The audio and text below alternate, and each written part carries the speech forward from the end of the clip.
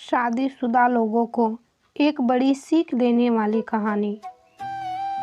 पत्नी ने न जाने क्या किया था कि पति ने उसे एक के बाद एक कई थप्पड़ जड़ दिए।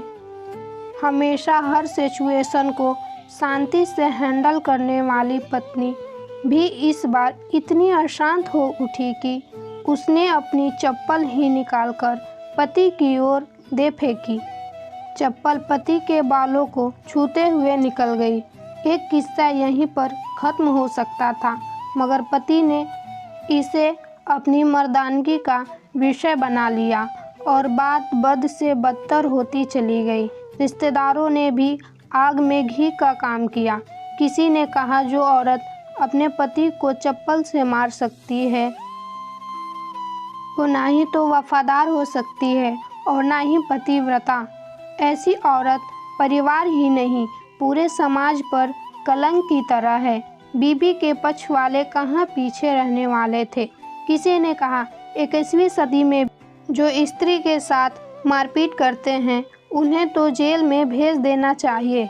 तो कोई कहता, जरूर उसको कोई और पसंद आ गई होगी, इसलिए अब पत्नी से मारपीट करने लगा है। बात कोर्ट तक पहुंच गई। दोनों पक्षों ने एक दूसरे के खिलाफ केस फाइल कर दिया। पति ने चरित्रहीन होने का तो पत्नी ने दहेज और शारीरिक उत्पीड़न का आरोप लगाया। 2 वर्षों से अधिक समय के लिए केस चला था। इन 2 वर्षों के दौरान दोनों पति पत्नी अलग अलग रहे थे। इन 2 वर्षों के दौरान दोनों पक्षों के समर्थकों की संख्या कम हो गई थी। पहले जहां दोनों पक्षों में समर्थकों का समूह होता था, अब गिने चुने लोग रह गए थे। पति और पत्नी दोनों की आर्थिक स्थिति भी इस समय के दौरान नीचे गिर चुकी थी, जिन्हें वो अपना शुभचिंतक समझ रहे थे।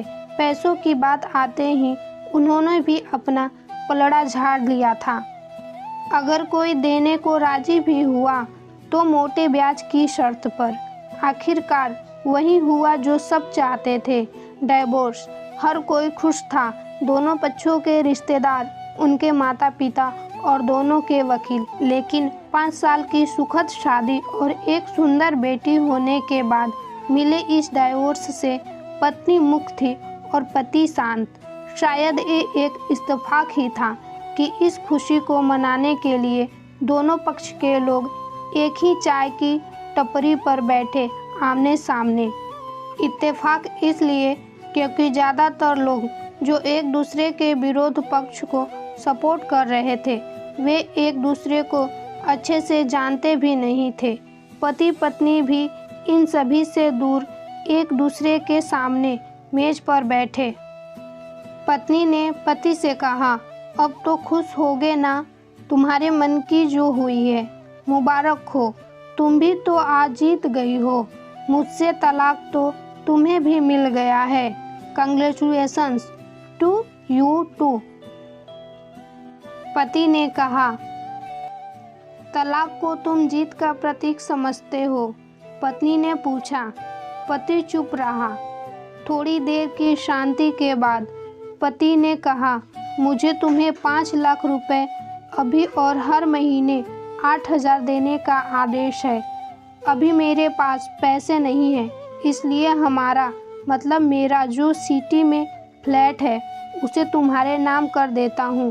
पत्नी बोली, लेकिन उस फ्लैट की कीमत तो 18 लाख की है। हाँ, लेकिन हमारी बेटी तुम्हारे साथ है और आगे जाके उसके खर्चे भी होंगे, तुम्हें थोड़ी आसानी होगी। पति ने कहा, नहीं नहीं, मुझे सिर्फ 5 लाख ही देना और तुम हर महीने 8,000 तो देने ही वाले हो, मैं मैनेज कर लूँगी। अगर 5 लाख नहीं है तब भी कोई बात नहीं, पत्नी बोली। दोनों फिर से शांत हो गए। पति सोचने लगा, कितनी भोली और समझदार है ये औरत जो कुछ समय पहले तक मेरी पत्नी थी और अब अनजान। ये वही है जो कम से कम खर्चे में घर चलाती और पैसे बचाकर मेरे जन्मदिन और बर्थडे पर हमेशा मेरे लिए नए कपड़े खरीद लाती। कभी बीमार भी हो जाती तो पैसे बचाने के लिए मुझे मालूम न होने देती और घरेलू नुस्खों से अपना इलाज कर लेती, मगर घर में कोई और बीमार होता तो तुरंत डॉक्टर के पास लेकर जाती। मेरी हिम्मत मारी गई थी। मैं ही अपनी झूठी मर्दानगी के चक्कर में इतनी बड़ी गलती कर बैठा। पत्नी के दिमाग में भी उथल पुथल चल रही थी। अभी भी वैसा का वैसा ही है। पहले भी खुद से ज़्यादा हमारे बारे में सोचता था और अब भी वही कर रहा है। ये वही आदमी है जो मुझे एक्सीडेंट से बचाने के लिए खुद मोटरसाइकिल के आगे कूद पड़ा था और अपनी उंगली तुड़वा बैठा था। पता नहीं कौन सी मनहूस घड़ी में मैं झगड़ा कर बैठी। पति ने मौन तोड़ते हुए पूछा, अब तुम्हारे कमर का दर्द कैसा है? ज़्यादा तकलीफ तो नहीं होती? पत्नी हल्का सा मुस्कुराई और बोली, अभी भी होता है। अब तो पेट में भी क्रैम्प्स उठते हैं। वो तो होगा ही। तुम योगा या कसरत भी तो नहीं करती हो। अब किसी गायनेकोलॉजिस्ट को ज़रूर दिखा देना, पति ने कहा। तुम बताओ, तुम्हारा अस्थमा कैसा है अब? क्या अब भी दौरे पड़ते हैं? पत्नी ने पूछा।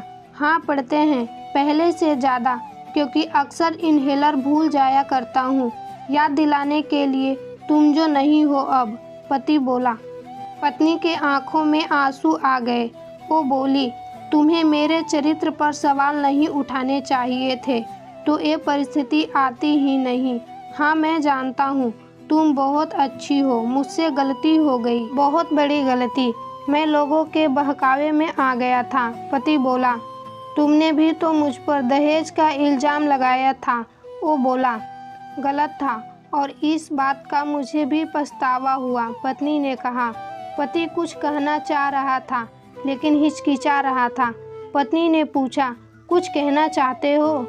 वो बोला, क्या सब पहले जैसा नहीं हो सकता?